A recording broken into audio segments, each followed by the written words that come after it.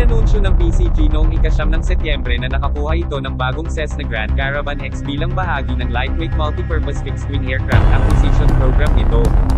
Philippine Coast Guard. Inanunsyo ng Philippine Coast Guard PCG noong ika-9 ng Setyembre na nakakuha ito ng Cessna Grand Caravan X Multirole Aircraft bilang bahagi ng Lightweight Fixed-Wing Aircraft Acquisition Program nito upang palitan ang luma nitong fleet ng Great and Normandy NDA Islanders.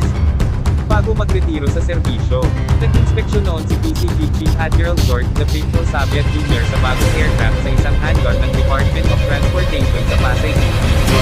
Ang PCG Aviation Force ay nagpapatakbo din ng isang pares ng Airbus H-145 utility helicopter na nakuha bilang bahagi ng Maritime Disaster Response Helicopter na proyekto at formal na inilagay sa serbisyo noong 2020 kasunod ng pagre-retiro ng mga 505 helicopter.